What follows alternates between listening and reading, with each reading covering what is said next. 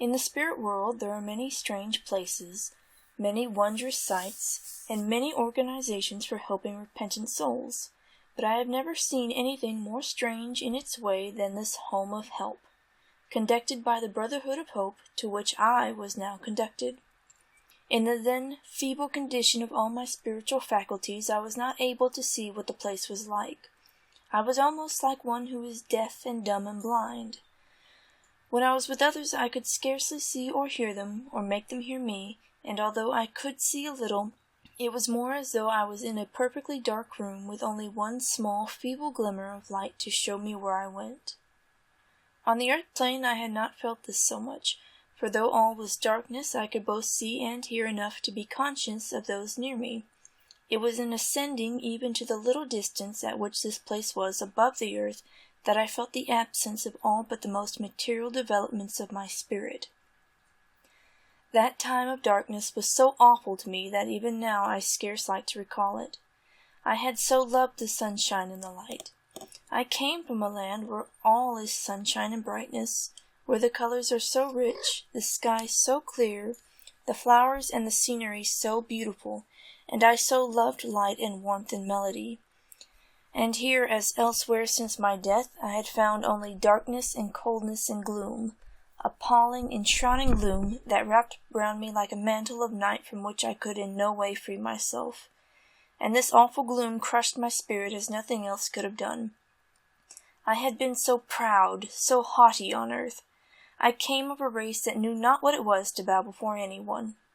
In my veins ran the blood of its haughty nobles. Through my mother I was allied to the great ones of earth whose ambitions had moved kingdoms to their will. And now the lowest, humblest, poorest beggar of my native streets was greater, happier than I, for he at least had the sunshine and the free air, and I was as the lowest, most degraded prisoner in the dungeon cell. Had it not been for my one star of hope, my angel of light, and the hope she had given me through her love, I must have sunk into the apathy of despair. But when I thought of her waiting, as she had vowed she would do all her life for me, when I recalled her sweet and tender smile and the loving words she had spoken to me, my heart and my courage revived again, and I strove to endure, to be patient, to be strong. And I had need of all to help me, for from now began a period of suffering and conflict I shall in vain seek to make anyone fully realize. This place where I was now I could barely see in all its details. It was like a huge prison, dim and misty in its outlines. Later on I saw it was a great building of dark gray stone, as solid to my eyes as earthly stone, with many long passages, some long large halls or rooms, but mostly composed of innumerable little cells with scarcely any light and only the barest of furniture. Each spirit had only what he had earned by his earthly life, and some had nothing but the little couch whereon they lay and suffered, for all suffered there. It was as the house of sorrow, yet it was also a house of hope, for all there were striving upwards to the light, and for each had begun the time of hope. Each had his foot planted upon the lowest rung of the ladder of hope by which he should in time mount even to heaven itself. In my own little cell there was but my bed, a table, and a chair, nothing more. I spent my time in resting or meditating in my cell, and going with those who, like myself, soon grew strong enough to hear the lectures which were delivered to us in the great hall. Very impressive those lectures were, told in the form of a story, but always so as to bring home to the mind of each of us those things wherein we had done wrong. Great pains were taken to make us understand, from the point of view of an impartial spectator, the full consequences to ourselves and others of each of our actions, and where we had for our own selfish gratifications wronged or dragged down another soul. So many things which we had done because all men did them, or because we thought that we as men had a right to do them, were now shown to us from the other side of the picture, from that of those who had in a measure been our victims, or, where we personally were not directly responsible for their fall, the victims of a social system invented and upheld to gratify us and our selfish passions. I cannot more fully describe these lectures, But those amongst you who know what are the corruptions of the great cities of earth will easily supply for yourselves the subjects. From such lectures, such pictures of ourselves as we were, stripped of all the social disguises of our earth life, we could but return in shame and sorrow of heart to ourselves, to reflect over our past, and to strive to atone for it in our future. And in this there was great help given to us, for with the error and its consequences we were always shown the way to correct and overcome the evil desire in ourselves, and how we might atone for our own sins by timely efforts to save another from the evil into which we had fallen. These lessons being all invented to fit us for the next stage of our progression, in which we would be sent back to earth to help, unseen and unknown, mortals who were struggling with the earth's temptations. When we were not attending the lectures, we were free to go where we might wish. That is, such of us were strong enough to move about freely. Some who had left dear friends on earth would go to visit them, that, unseen themselves, they might yet see those they loved. We were always warned, however, not to linger in the temptations of the earth plane, since many of us would find it difficult to resist them. Those who were strongest amongst us, and who possessed the needful qualities and the desire to use them, were employed in magnetizing those who were weakest, and who, by reason of the excessive dissipations of their earthly lives, were in such a terrible condition of exhaustion and suffering, that the only thing which could be done with them was to allow them to lie helpless in their cells while others gave them a little relief by magnetizing them. And here I must describe to you a very wonderful system of healing these poor spirits, which was practiced in this house of hope. Some advanced spirits, whose natural desires and tastes made them doctors and healers, with the help of other spirits of different degrees of advancement under them, would attend upon these poorest and most suffering ones, where indeed all were sufferers, and by means of magnetism and the use of others' powers which they could control, they would put these poor spirits into temporary forgetfulness of their pain. And though they awoke again to a renewal of their sufferings, yet in these intervals their spirits gained strength and insensibly grew more able to endure, till at last their sufferings were mitigated with time and the growing development of the spirit body, and they in turn would, when fit to do so, be employed to magnetize others who were still suffering. It were impossible for me to give you a very clear picture of this place and those in it, for although the resemblance to an earthly hospital was very great, there were many little points in it which resembled nothing which you have yet on earth, though as knowledge on earth advances, the resemblance will become closer.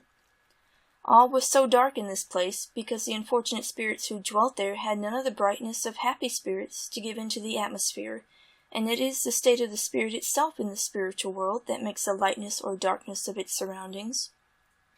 The sense of darkness was also due to the almost total blindness of these poor spirits, whose spiritual senses, never having been developed on earth, made them alike insensible to all around them, just as those born on earth in a state of blindness and deafness and dumbness would be unconscious of the things which were apparent to those fully endowed with senses.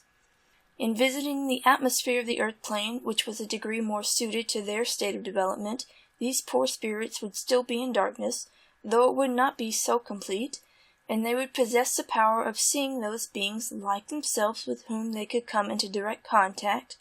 and also such mortals as were in a sufficiently low spiritual degree of development.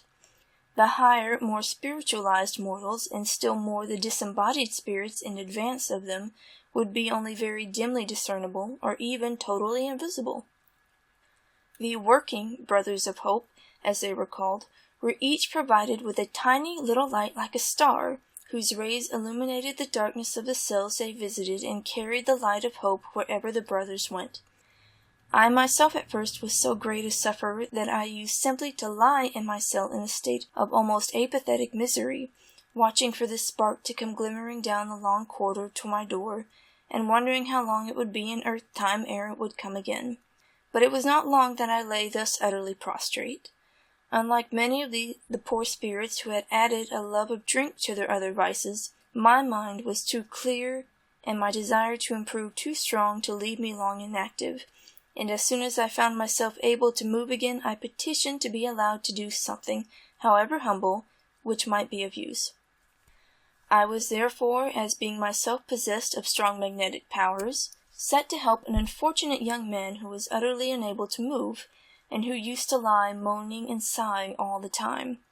Poor fellow, he had only been 30 years old when he left the earth body, but in his short life he had contrived to plunge into such dissipations that he had prematurely killed himself, and was now suffering such agonies from the reaction upon the spirit of those powers he had abused, that it was often more than I could bear to witness them.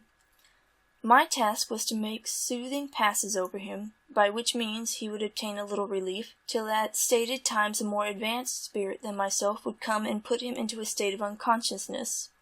And all this time I was myself suffering keenly, both in mind and in my spirit body, for in the lower spheres the spirit is conscious of bodily sufferings.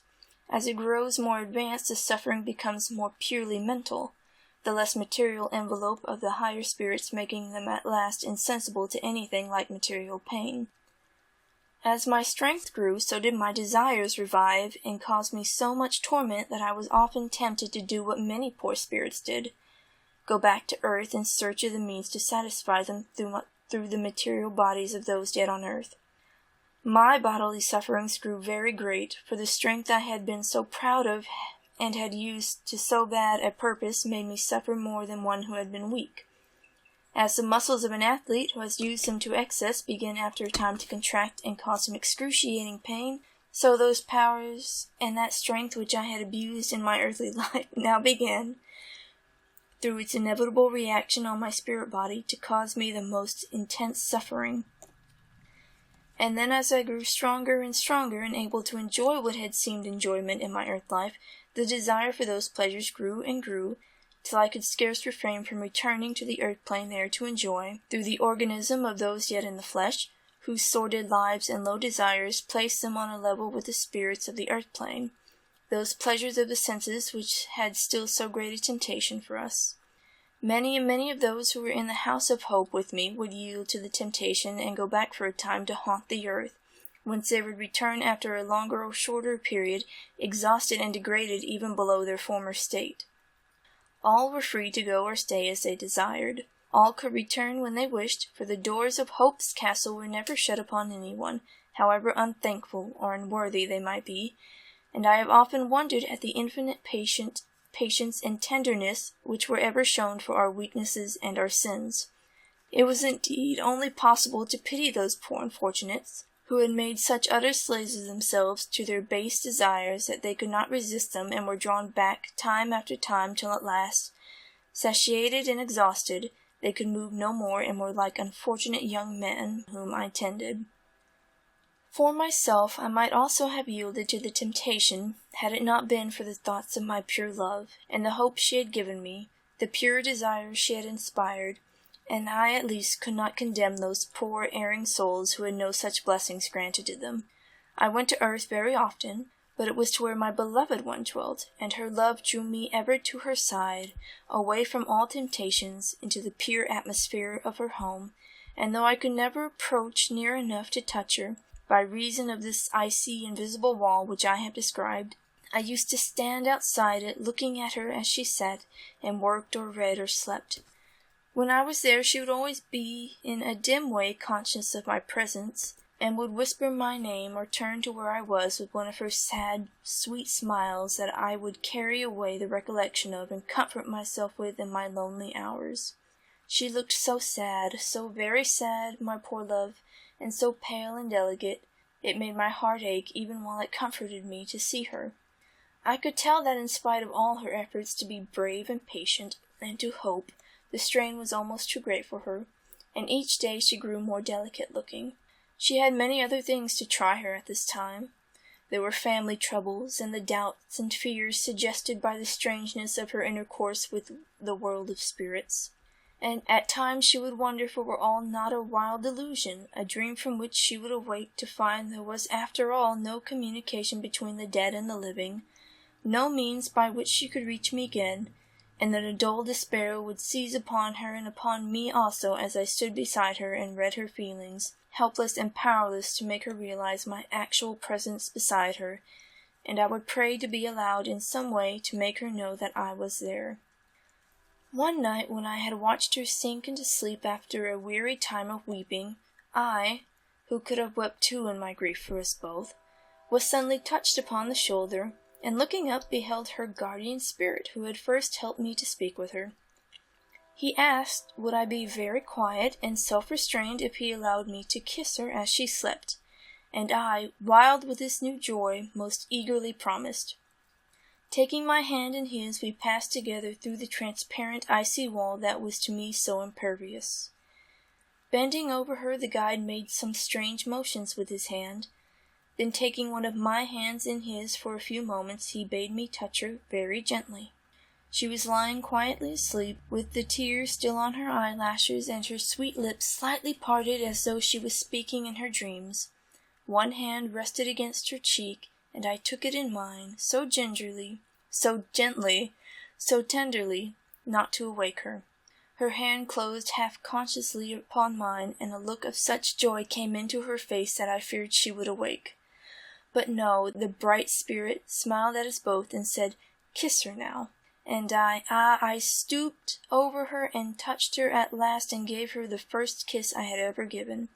I kissed her not once, but 6 times, so passionately that she awoke, and the bright spirit drew me away in haste. She looked around and asked softly, "Do I dream, or was that indeed my beloved one?" I answered, "Yes," and she seemed to hear, for she smiled so sweet a smile, so sweet, and again she repeated my name softly to herself. Not for long after that would they allow me to touch her again, but I was often near, and the joy of that one meeting dwelt in our hearts for many an hour. I could see how real had been my kiss to her, and for me it was as an anchor of hope, encouraging me to believe that in time I should indeed be able to make her feel my touch and hold communication with her.